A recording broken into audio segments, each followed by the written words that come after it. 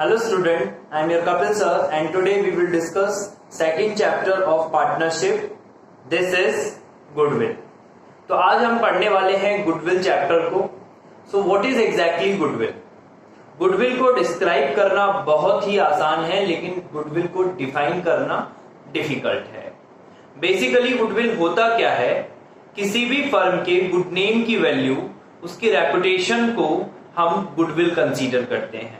यानी कि the value of good name is called goodwill. तो फर्म अपनी जो रेपुटेशन अर्न करती है, फर्म का जो नेम होता है, वो एक ऐसी रेपुटेशन जो उस फर्म में कस्टमर को अट्रैक्ट करती है, वही उस फर्म की गुडविल है.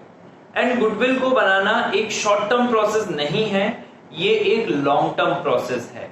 ठीक है, गुडविल किसी की भी एक दिन में फॉर्म्ड नहीं होती. गुडविल को बनाने के लिए काफी समय लगता है, तब जाकर फर्म का एक नेम मार्केट के अंदर एसोसिएट होता है. So what is goodwill? The value of reputation, the value of name of the firm और the organization is called goodwill. So basically अगर हम गुडविल को और डिस्कस करें तो गुडविल के फीचर्स क्या क्या होते हैं, तो यहां मैंने कुछ फीचर्स को लिखा हुआ है. फर्स्ट फीचर है इंटेंजिबल असेट्स. हम सभी जानते हैं गुडविल को सिर्फ क्या किया जा सकता है? फील किया जा सकता है. गुडविल को टच नहीं किया जा सकता. गुडविल का कोई फिजिकल एग्जिस्टेंस नहीं होता. गुडविल एक असेट्स तो होती है लेकिन इसका कोई फिजिकल एग्जिस्टेंस नहीं होता. ठीक है, आप गुडविल को फील कर सकते हैं, गुडविल को टच नहीं कर सकते. And second one is no separate existence. Goodwill का कोई सेपरेट एग्जिस्टेंस नहीं होता बिजनेस से. यानी कि आप सेपरेटली दूसरी एसेट्स को तो सेल आउट कर सकते हैं. फॉर एग्जांपल अगर आपका एक बिजनेस है तो आप उस बिजनेस में अपनी कोई भी मशीन को सेल आउट कर सकते हैं, किसी फर्नीचर को सेल आउट कर सकते हैं, लेकिन आप बिजनेस के अंदर अपनी गुडविल को सेल आउट नहीं कर सकते. गुडविल तभी सेल आउट हो सकती है जब आप बिजनेस को सेल करेंगे. यानी कि बिजनेस से सेपरेट नहीं किया जा सकता है गुडविल को. तो गुडविल आप तभी उसी केस में सेल कर सकते हैं जब आप बिजनेस को सेल कर रहे हैं. यानी कि इसका कोई सेपरेट एग्जिस्टेंस नहीं होता. ये इसका जो एग्जिस्टेंस होता है वो बिजनेस के एग्जिस्टेंस के साथ होता है. थर्ड पॉइंट पर हम आते हैं, help in earning higher profit. तो जिस फर्म का रेपुटेशन अच्छा है, जिस फर्म की गुडविल अच्छी है और जिस फर्म का नेम अच्छा है, तो डेफिनेटली वो फर्म हायर प्रॉफिट अर्न करेगी. जैसे कि फॉर एग्जांपल इंडिया के अंदर रिलायंस का नेम ज्यादा बेटर है, उसकी गुडविल अच्छी है, तो वो विद द नेम और the goodwill higher profit earn कर सकती है क्योंकि वो फोर्स ज्यादा कस्टमर को अट्रैक्ट करेगी. ऑब्वियस सी बात है कि आप एक अच्छी कंपनी का प्रोडक्ट लेना पसंद करोगे, एक नई कंपनी जो अभी अभी लॉन्च हुई है उसका प्रोडक्ट लेना पसंद नहीं करोगे. बिकॉज वो जो कंपनी है, जो पुरानी कंपनी है, वो इतना बिलीव आपका अचीव कर चुकी है, जबकि वो नई कंपनी अभी तक अपना नेम बहुत ज्यादा रिकॉग्नाइज नहीं कर पाई है. तो बिलीव की कमी होने की वजह से लोग नई कंपनी पर बहुत जल्दी विश्वास नहीं करते और वो जो पुरानी कंपनी है अपने नेम से कस्टमर्स को अट्रैक्ट करती है.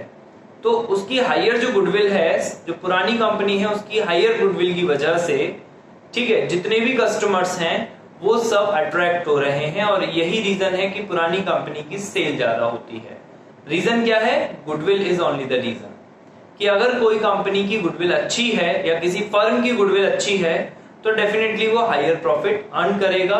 नेक्स्ट पॉइंट पर आते हैं, तो वो पॉइंट है फोर्थ पॉइंट, यानी कि ये एक सब्जेक्टिव मैटर है. इसकी जो वैल्यू है वो इसके असेसमेंट करने वाले पर डिपेंड करती है कि वो अपनी फर्म की गुडविल या पर्टिकुलर फर्म की गुडविल को कितना असेस कर रहा है और कौन से मेथड से असेस कर रहा है. तो याद रखिएगा इसकी वैल्यू डिफरेंट हो सकती है और ये डिपेंड करती है असेसमेंट करने वाले पर. तो यहां हमने इसके जो फीचर्स समझे उसमें पहला फीचर था कि गुडविल एक इंटेंजिबल असेट्स है, यानी कि गुडविल का कोई फिजिकल एग्जिस्टेंस नहीं है. सेकंड जो फीचर समझा हमने वो समझा कि इसकी कोई सेपरेट एग्जिस्टेंस नहीं होता, यानी कि इसका एग्जिस्टेंस बिजनेस के साथ होता है। तो जब हम बिजनेस को सेल करते हैं तभी हम गुडविल को सेल कर सकते हैं, गुडविल को हम सेपरेटली सेल नहीं कर सकते। थर्ड हमने समझा कि helps in earning higher profit. So with the help of goodwill कोई भी फर्म अच्छा प्रॉफिट अर्न कर सकती है, अच्छी सेल निकाल सकती है। ठीक है।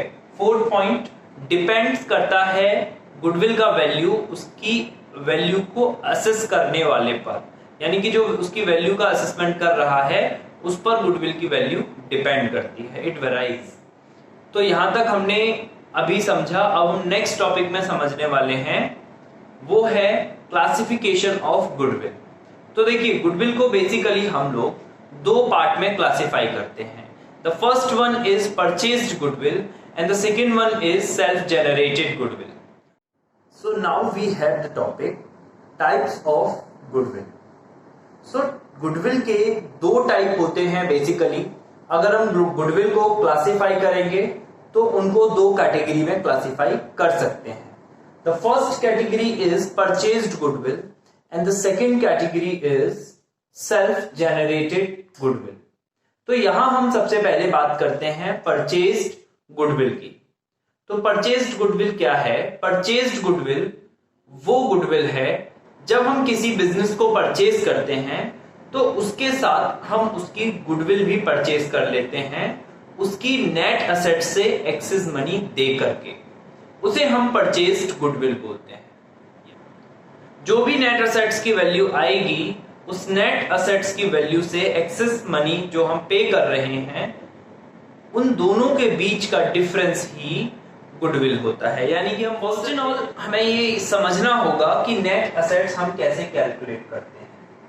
तो नेट असेट्स कैलकुलेट करने का फॉर्मूला होता है, जो भी फर्म की टोटल असेट्स हैं, जो भी टोटल असेट्स हैं उसमें से हम एक्सटर्नल लायबिलिटीज को माइनस करके नेट असेट्स निकाल सकते हैं। तो बेसिकली हमें यही अमाउंट पे करना है, लेकिन अगर हम नेट असेट्स की वैल्यू से एक्सेस अमाउंट दे रहे हैं, यानी कि परचेज कंसिडरेशन ज्यादा है और नेट असेट्स कम है, तो purchase consideration and net assets इन दोनों के बीच के डिफरेंस से गुडविल को कैलकुलेट किया जाता है।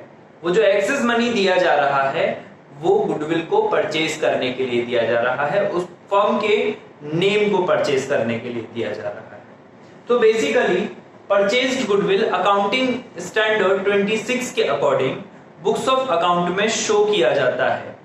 ठीक है। इसके कुछ फीचर्स हैं। सबसे पहला फीचर है कि जब हम बिजनेस को परचेज करते हैं तो उसके साथ उसकी गुडविल परचेज की जाती है। सेकंड फीचर है कि ये इंटेंजिबल तो होती है लेकिन इसे बैलेंस शीट में शो किया जाता है एसेट साइड। जब भी हम गुडविल परचेज करेंगे तो इसके अकाउंटिंग ट्रीटमेंट बनाएंगे, first thing. And the second thing कि ये जो गुडविल है वो जनरेट होती है तभी जब हम किसी बिजनेस को परचेज करते हैं। थर्ड थिंग, इसको बिजनेस के बुक्स ऑफ अकाउंट में शो किया जाता है as well as balance sheet में भी शो किया जाता है।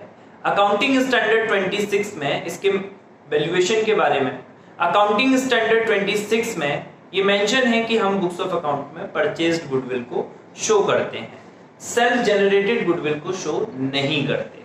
अब आखिर सेल्फ जनरेटेड गुडविल होती क्या है? सेल्फ जनरेटेड गुडविल वो गुडविल है जिसे कोई भी फर्म अपने एफर्ट से जनरेट करती है। जैसे कि उस फर्म का जो ऑफिस है या उस फर्म का जो मेन ऑफिस है वो कहाँ है, एक ऐसी लोकेशन पर है जो बहुत ज्यादा फेवरेबल है। सेकेंड थिंग, उस फर्म का प्रॉफिट जनरेट अच्छा हो रहा है, उस फर्म के प्रोडक्ट की क्वालिटी अच्छी है, उस फर्म की creditor as well as debtors की नजर में इमेज अच्छी है। तो ये सब उस फर्म का की गुडविल को क्रिएट करते हैं। ठीक है। और वो कितना सोसाइटी के लिए कंट्रीब्यूट कर रहा है ये भी कभी कभी उस फर्म की गुडविल को इंक्रीज करते हैं।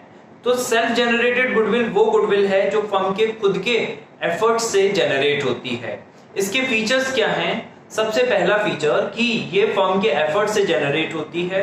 सेकंड थिंग, इसको ये फर्म के बहुत सारे ऐसे फैक्टर्स हैं जिन फैक्टर्स से ये सेल्फ जनरेटेड गुडविल इफेक्टेड होती है, जैसे कि फर्म का लोकेशन क्या है, ठीक है, सेकंड थिंग फर्म किस तरह के प्रोडक्ट को बना रही है, और फर्म का इमेज क्या है मार्केट के अंदर, second and third things firm के प्रोडक्ट की क्वालिटी क्या है, एंड मोस्ट इंपॉर्टेंटली कि जो सेल्फ जनरेटेड गुडविल है इसको हम बुक्स ऑफ अकाउंट में शो नहीं करते, सिर्फ परचेज्ड गुडविल को हम बुक्स ऑफ अकाउंट में शो करते हैं।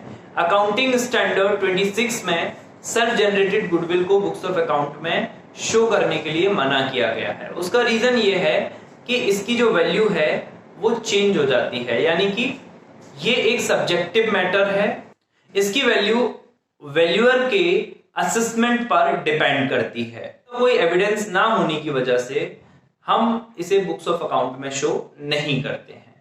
तो आज की क्लास में हमने समझा गुडविल क्या है and the features of goodwill क्या है, and the third topic is types of goodwill क्या है, गुडविल को कितने पार्ट में कैटेगराइज कराते हैं। I hope students you must have understood all these concepts. In my next class, I will discuss the next topic related to the Goodwill chapter. Thanks for watching it.